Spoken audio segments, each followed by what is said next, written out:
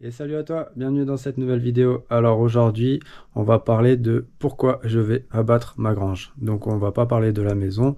J'ai avancé certes dans la maison, mais là c'est un épisode consacré à la grange, pourquoi on va la tomber dans les jours et les mois à venir. Enfin les mois à venir parce que bon là l'hiver arrive, je vais la conserver. Ça me permet de stocker un petit peu de matériel encore. Mais ensuite je vais la raser et je t'explique qu'est-ce que je vais en faire. Et toi, bah, je te conseille et je souhaite avoir ton avis. Donc dis-moi ce que tu en penses. C'est parti, je te montre tout ce que je sais de cette grange. Allez, go!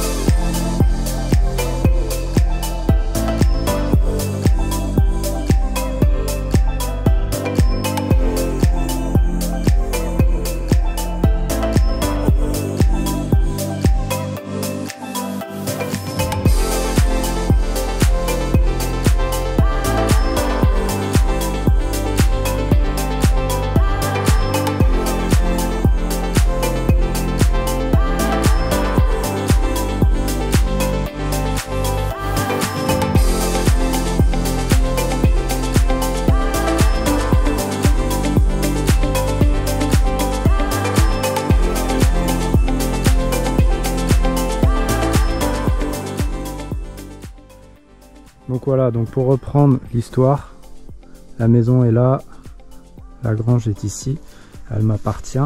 Et donc moi, ce qui m'ennuie, c'est qu'elle est vraiment abîmée. Alors je vais te montrer déjà sur ce côté-là. J'espère qu'on va bien voir, parce qu'avec le contre-jour, c'est pas évident. Voilà. Je sais pas si tu vois très bien le mur, comment il est prononcé, vallonné, comment il ressort au bout. C'est compliqué quoi. Donc voilà, en plus de ça, je sais pas si tu peux apercevoir, on a des endroits, tu vois, bon ça c'est pas bien méchant, ici, bah, y a des trous comme ça à plusieurs endroits. Alors je sais pas si c'est les oiseaux qui ont fait ça ou pas, mais c'est pas ouf. Et puis bah autre point très important, c'est qu'ici tu vois j'ai un IPN, il y a le même exactement de l'autre côté, et en fait ils sont reliés par une barre métallique. Alors je vais te montrer, attention. Voilà. Donc tu vois, ils sont reliés ici par une barre métallique. Donc tant qu'on est dedans, et ben je vais te montrer. Tu vois, j'ai un côté de la couverture qui est en tôle, bien percé, et un autre côté qui est en tuile, qui a déjà bien souffert vu les jours qu'il y a. Voilà. Bon, bah, la paille en soi elle était vendue avec, hein. C'est pas moi qui l'ai mise. Donc voilà, donc c'est super abîmé. Je sais pas si on voit très bien à la caméra, mais les bois bah, ils ont pris l'eau, ils sont craqués, ils sont même noirs à des endroits, donc ils sont pourris de chez pourris. Et puis bah, je vais t'emmener maintenant de l'autre côté pour que tu puisses voir le plus gros problème, on va dire.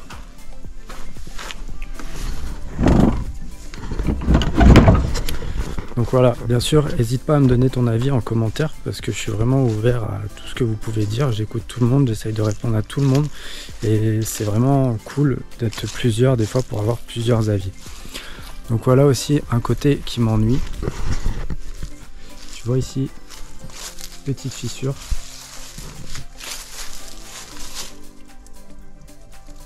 Tout simplement parce que le pignon il est en train de partir en fait.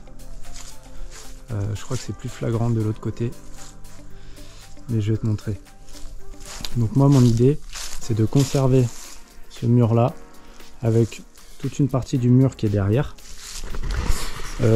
en raser un maximum pour garder, on va dire, la base, parce qu'à cet endroit là c'est là où il est le moins abîmé, de remonter de la pierre propre à hauteur de 2 mètres, 2 mètres 50 maximum, parce que la pierre forcément c'est pas ce qui va manquer, et après faire une ossature bois pour faire un carport en fait, avec un garage, donc le garage côté droit de ce que tu as vu, le petit appentis qui est pentu, et de l'autre côté faire juste en fait un abri pour garer 2 voitures, parce que moi je trouve qu'aujourd'hui, si t'as pas un garage avec une porte automatisée, ta voiture tu la rentres jamais à l'abri, donc autant simplement la protéger sous un petit toit.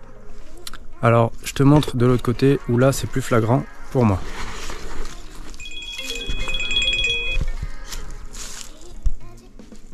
Voilà, je sais pas si tu vois bien le pignon, comment il part sur la gauche. Donc ça, c'est un peu compliqué quoi. J'ai peur que le jour où je vais enlever les tuiles, la charpente, bah que le mur il tombe, parce que je pense honnêtement que là tout de suite c'est la toiture qui tient tout ça, je pense. Hein. Donc ici tu as le deuxième IPN qui est relié avec l'autre.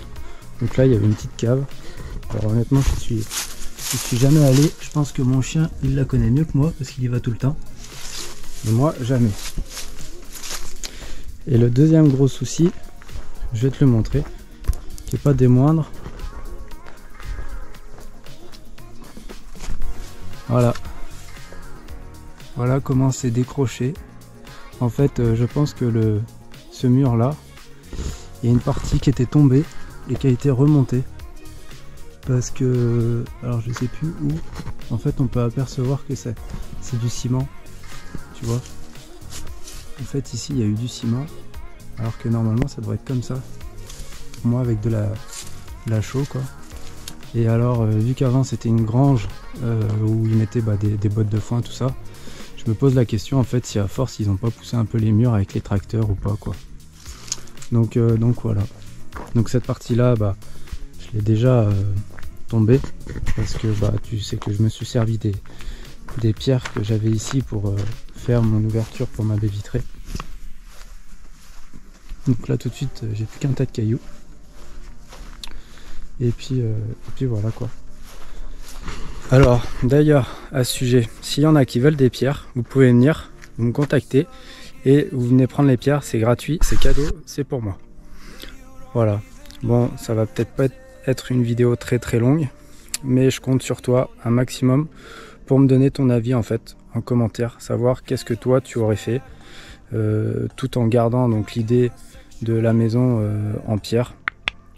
Tu vois, je veux vraiment garder du cachet authentique, et à la fois je veux pas perdre non plus cette surface qui est déjà un petit peu en place et qui est proche de la maison, qui pour moi peut avoir un bon intérêt, tu vois, de te garer à côté et puis de rentrer directement par la cuisine quand tu as des courses, quand tu as des affaires à rentrer un peu rapide, tout le monde connaît ça. Donc voilà, je vais aussi en profiter pour te montrer un point sur lequel je suis un peu déçu. Il y a quelques temps, parce que là comme tu sais j'ai mon entreprise et j'étais pas là tous les jours, donc j'avais un chantier en fait. Et en fait, un jour je suis revenu et le paysan, sans me demander, il a tout coupé. Voilà. Avant j'avais des arbres ici, mais ça c'était avant. Donc je sais pas pourquoi, et à la fois tant mieux, il m'en a laissé un, celui qui est derrière mon olivier. Mais en soi je sais pas, est-ce qu'il avait le droit, est-ce qu'il avait pas le droit. Donc je suis un peu déçu parce que moi j'avais taillé au maximum la haie, parce que ça fait peut-être 15-20 ans qu'elle avait pas été entretenue. Donc moi je l'ai taillé pour garder quelques arbres et puis à la fois ouvrir un peu le paysage, et l'autre fois je suis revenu, il n'y avait plus rien. Sachant que si je te montre, notamment celui-là, tu vois ici tu as un arbre, Là il y en a un autre. Et en fait, si tu vois bien le barbelé, il est derrière celui-ci. Donc je pense que celui-là, il était quand même bien chez moi. Mais il est quand même venu le couper. Donc je vais pas te le cacher, ça me fait chier. Mais bon, de toute façon, maintenant que les arbres ils sont coupés quoi. Donc faire des procédures pour pas en voir le bout, personne va venir me remettre mes arbres comme ils étaient. Pas le choix malheureusement de faire avec, donc je pense qu'on va tout faire sur l'aménagement paysager par la suite quoi. Donc voilà, donc pareil, si tu as une idée ou que toi tu ferais peut-être autre chose que de replanter des arbres ou un aménagement ou des claustras ou une pergola, tout ça, je suis ouvert à tout ce que tu peux me dire. Donc n'hésite pas à commenter, à me donner ton avis. J'essaierai de répondre à tout le monde, c'est pas toujours évident parce que des fois vous allez super vite, mais je prends le temps de répondre à tout le monde. Voilà, bah écoute, si cette vidéo t'a plu et t'a ouvert un petit peu plus pourquoi mon choix était destiné à ça, et bah écoute, j'en suis ravi et j'espère que tu me comprendras un petit peu mieux. Donc voilà, donc je compte sur toi pour liker la vidéo bien sûr. On se retrouve aussi sur Instagram si tu veux me suivre, je te mets le lien ci-dessous. Et puis voilà, en tout cas, merci à toi de suivre l'aventure et à la semaine prochaine. Allez, ciao!